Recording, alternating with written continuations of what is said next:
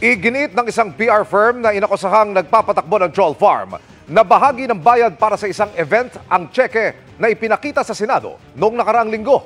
Hindi anilang totoong may keyboard warriors sila para po sa Chinese Embassy. Nakatutok si Mav Gonzalez.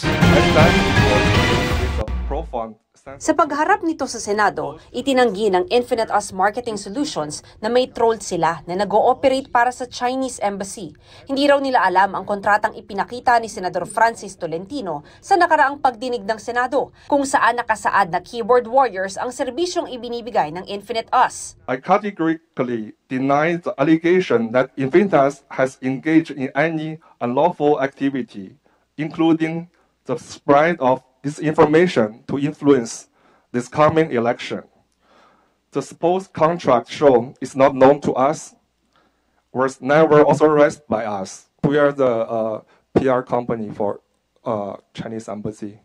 Ang 930,000 peso check naman na pinakita rin noong Biyernes, ibinayad sa kanila ng Chinese Embassy noong 2023, ayon sa Infinite Us, pero bayad para sa isang event. This check actually is for the follow-up balance for the event of June 8 in 2023. During that event, President Marcos and other cabinet joined.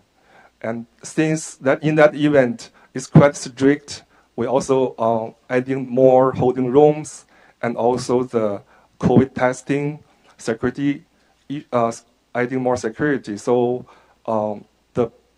before the budget not enough, so that's why here has a follow-up balance. You purchased COVID-19 antigen kits. Ano to sa COVID-19 ito eh? Bumili kayo ng kits, bumili kayo ng face mask. That's requested by the President Office. Bumili kayo ng face shield. Teka muna, wala na COVID dun eh. June 9, 2023. Either you're lying.